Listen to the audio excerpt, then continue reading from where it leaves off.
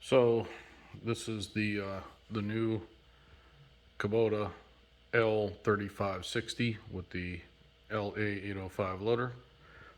We've put 8 hours on it since we got it 2 days ago, and moving material. I put that video up already, and today I had to move some implements around, so I went and welded some hooks on here. Now I know I'm not the best welder in the world, a little bit of undercut there, a little bit too much heat, but that's alright. We got good burn in on that bitch.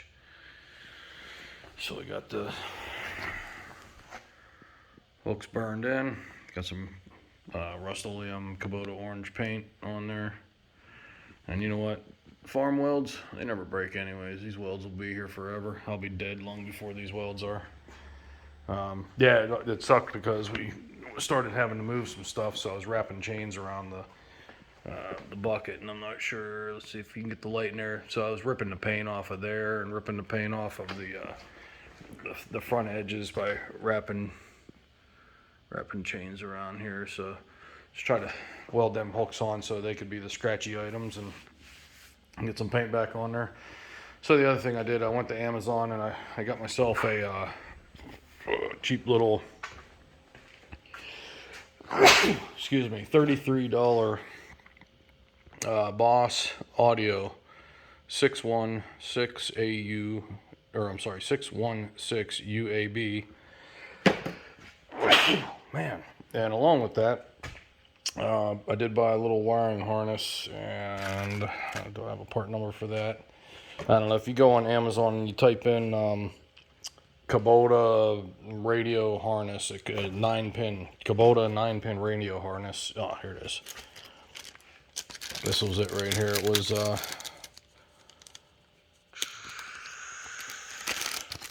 see if we can make this out.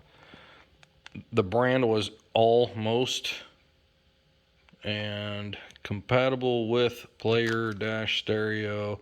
But you'll see in the the description on Amazon, and you'll see in the comments that this works with Kubota UTVs and Kubota cab tractors. So even your M series and your L series cab tractors. So it was fairly simple. I used a multimeter. I plugged that Chinese harness in to the Kubota. I left the key off, and what I did is I used negative. I used this right here with my voltmeter, and I checked each wire coming out of the Chinese harness. The wire, the Kubota plug is up there. You take the blank out, plug the harness in, pin the harness one wire at a time while grounding off of this bolt right here till I found the hot. And now I put a piece of masking tape on it, and I put bat hot, B hot. Then I went back to there, turned the key on, ignored the one I had marked B hot, and I went through the wiring harness until I found one that became hot with the key on, and I marked that one ignition hot. So now I knew what ignition hot is, and I knew what my battery hot is. So at that point, I had to find ground. So I used the battery hot, and I started pinning every wire until I showed 12 volts, and that told me that I found my ground. So I marked that one with masking tape also, and I marked that one ground. From there, I went over to ohms with the beep mode on the voltmeter, and you only had 4 wires left, because 2 of the wires are actually blanks. There's nothing coming out. There's no pins in the Kubota plug for 2 of them, so I just cut them off of the Chinese harness. So I had 4 wires left, and I knew that there had to be a pair somewhere in there, 2 pairs actually.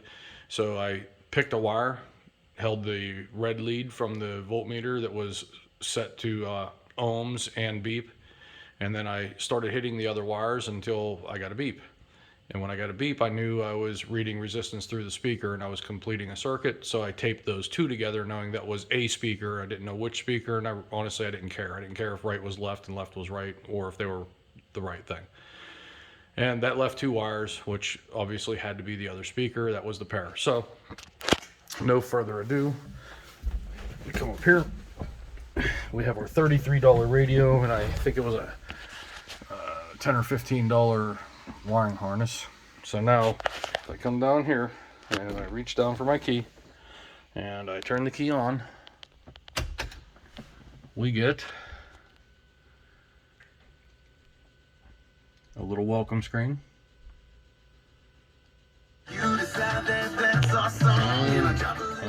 But I gotta shut that off because, you know, YouTube will take it away from us. But so with this now, you can pick your local stations, and you can just long hold on each station that you want to save, and after about 3 seconds you'll see the number 2 appear if you're long holding on the number 2. If you long hold on 3 for the next, it's going to go to that one, and 4, so on and so forth. You can set your clock, which is right there. You can change your illumination level. There's a bunch of different sound settings you can change, stuff like that. So that's cool. So these are just the factory speakers. They give you 2, one in each back corner of the Kubota L cab series. There's like I looked when this radio was out. So this is all fairly open, empty. So you could cut more speakers if you wanted to, and you could put speakers like right here and right here, like if you want, because right now I'm only using 2 of the speaker outlets on the radio. So what I could do is I could add another speaker into each front corner, and I could tap into the other wires, and I can grab and have 4 speakers. But yeah, this is the cab on the L3560. So you have your heat and air conditioning right here. You have your front windshield wiper, and I'm not sure what all these blanks are right now, but this has to go back to the dealer. There's a whole bunch of electrical stuff getting added. There's front lights, rear windshield wipers. There's defrost, you know, those wires that glue into the glass for defrost all over it. A bunch of other stuff. So you have 2 heater outlets here, 2 heater outlets on the front windshield. Actually, I'm sorry, there's 3. There's 3 on the side. You got 1, 2, 3, and then 2 in the main glass, and then 3, 1, 2, 3 there. And then you have a little bit of a dome light in this thing. You have a filter for your air coming in so that insects can't come in and munch on your face while you're mowing. It's a full digital dash. It has a button over here that you can go through the dash, and you can select, like right there you see we're averaging 0.4 gallons per hour, and we burn 2.8 gallons. Rear PTO is right now off. I'm in mid-range, that's the M. So if I shift this, even though I'm not moving, if I shift this to neutral or low or high. So the interesting thing about the Grand L compared to my old B, I thought this was kind of odd, was that this does low range, neutral, medium, neutral, high. Now on the other transmission that I had, which was not an HST Plus, and that's what this is called, but it essentially had low, medium, high. And then there was a neutral in there. But this one has a neutral in between each selection. So right there puts it back into mid-range. So anyways, I can hit this button again, go to our next screen. So this tells you what HST mode you're in and what your response is set at. So we have the response dialed back -6. You can go back to -10. So what that does is calms everything down, so that when you push on the HST pedal or release the HST pedal, the machine doesn't like lurch and jerk forward and try to spin tire, or when you let off it doesn't skid to a stop. This lets it kind of like roll on and roll off. And then we have throttle up. That's the button right here. So no matter what I'm doing with my RPMs, if I push this throttle button, if I push this button right here, not to be confused with the throttle. So if I'm like going into a pile with the loader and I want more power, I can push that button and it'll jump to 2300. Now I can change that to anything I want in 100 RPM increments, but I have it set at 2300 because that's pretty high in the RPM range. So anyways, that's the screen. Now if I long hold on this screen, I can go through and change all this stuff also. So I'm gonna I'll long hold this button right now. Okay, so you see how that one is highlighted? So I can just click it to go, like say, to response. Now I can long hold again on this button since I highlighted that with a quick tap. So I'll long hold and it goes into response, right? So now I can walk myself around on this, so we can go all the way up here to where it's like crazy ridiculous, and then walk it right back down. So I'll put it right there. So now I long hold to enter. Okay, so now we're there. And I'll show you the throttle up setting. So now I tap, right? I just go tap, and it goes there, and I go tap, and it goes there. So I'm going to long hold to enter in. Okay, so there's my throttle up. So now again, I just tap. I just tap to go through. Tap, tap, tap, tap, tap, tap, tap, tap, all the way down. So all the way down basically to idle. It basically disables it. And then it starts walking back up. So if I want to stop at, let's say I want to go to 18. Now I'm going to long hold. Okay, so now we have the throttle up button over here set to jump to 1800 no matter where I have it set. Now obviously if I have it above 1800 it does not cut it back. Okay, so now we'll hit to the next screen. This is my DPF filter. My particulate matter is at 11%. Engine oil was changed 7 hours ago. Trip meter, I have 7.9 hours. And we're back around to the front. So you have a mechanical tachometer, mechanical temperature gauge, and mechanical fuel gauge. And then this is letting you know that we do have stall guard turned on. We do have auto HDS, which is that's the system that automatically upshifts and downshifts based on load. So another interesting thing is with each of these ranges you have low, medium, and high, and within each low, medium, and high you have a low. Now if you watch here, I just pushed it down. You see the turtle there? If I pull up on this, pulling up, it goes to rabbit mode. So it's got two transfer cases. It has a fully manual transfer case. You select the main range, low, medium, or high. Within that range, you have a second transfer case run by the computer that you can turn off. You can turn off the auto HDS, right? But if you have it turned on, which I do, and I kind of like it, but with this, I can manually knock it down into turtle mode. But if I knock it up into rabbit mode, I'll move from, say, the dig site to the dump site in rabbit mode. But as soon as I stick the bucket into the dirt and start to push, it's going to automatically, the computer is going to do what my hand's right now doing.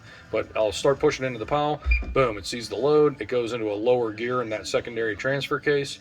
As soon as I get my bucket full and I start to back out, it sees that there's no real load on the transmission. It says, oh, now you're going to go just cruise, and the transmission kicks back into high range in that range, if that makes sense. And then you do have headlights, high beam headlights, turn signals, and then you have your fog lights, or your front side lights they call them, but they kind of light a wide pattern like a typical fog light on a car. There's a horn in here. I don't want to hit it because I'm in the house and I don't want my wife killing me. But there is a horn button here, and there's a horn. We do have tilt wheel, so we can get the steering wheel out of the way to enter and exit the vehicle. We do have split brakes on our left foot, cruise control lever. We have our treadle pedal, which is very different, but you do learn to use it fairly quickly. Anytime you change is weird and wrong at first. You have your loader control, which I'm having the I'm going to have the third function running out to the loader to run accessories. So there's going to be a rocker switch right here and a power switch down here. So you'll be able to hit the power switch, and then while you're running your accessories out there, you'll be able to open, close your jaws on your grapple, do whatever. You have your throttle right here. This is your 3-point height for your box blade or whatever you have behind you. We're getting top and tilt installed here, so we'll be able to control angle and left to right and back to front with our 3-point items using the levers that'll be here. Yeah, and I'm still wondering how they're, you know, where the switches are going to go for all the stuff they're about to add to this. Oh, we're getting a set of mirrors. You see the antenna right there. So that antenna comes even on the LE, but it also comes with the bracket to mount the mirrors. So it's going to have a right mirror there, and it's going to have a left mirror there. Yeah, like I think I mentioned before, I'm doing the work lights on the overhead and the work lights in the back on the overhead. So you'll have lighting in the main chassis and lighting up above. So yeah, it's a pretty cool toy. Wonder what this is. This might be for, I'm not sure. Wonder if that's for the, no, it can't be. Yeah, because I'm looking, I have this window, the quarter glass is open. The quarter glass on the cab opens. Right, so you can open the quarter glass on the left and right. By the way, I was thinking this was a defroster, but it can't be. But yeah, the quarter glass opens there. Swing around over here. The quarter glass opens there. Swing behind you, and you have a lever right here that this glass opens 90 degrees. And there you have it. So that glass opens. Well, it's not quite 90 degrees. I'd say it opens 70 degrees. So, and what a lot of people will do is they'll have a what do you call them? The quick attach frames that you can back up to your stuff, and you can hook it, lift it up into the air, reach down from here, and throw the levers to lock into place, and then pull your window shut and your items, your implements on. Yeah, look, I just noticed there's more knockouts here. There's a 12-volt outlet that's going to go here, and I'm sure the plug, the wiring, is probably right down there somewhere. I can't see it. I'll find it. I'm sure it's in there because the wiring for this is the same wiring as the full-blown non-limited edition. Oops, I dropped the plug. I gotta go find that. But so far, we're real happy with it. Oh yeah, I forgot the four-wheel drive levers right here. So you go to you see the picture of the broken chassis, has the air gap in the middle, so that's two-wheel drive. And if you look down here, if you push down on that lever, you see that is connected. And then there is your hill activated diff lock. That's what you push down on to lock the rear differential solid. Then these are your emissions control buttons, and this is your hazard lights, your four ways. So that's it. This is a view from the driver's seat. It's a pretty nice machine. It makes you pretty happy. I think it's gonna be a cool toy. All right, well there you go. Thank you for watching the videos. Do me a favor, subscribe if you like it. I don't make any money on anything, not a penny. So, you know, I appreciate people subscribing and watching the videos just because I do it for my own personal fun. I don't do it for any other reason. And I probably never will get paid for it because I don't care enough to try to chase that shit. Alright, you all have a great night. Later.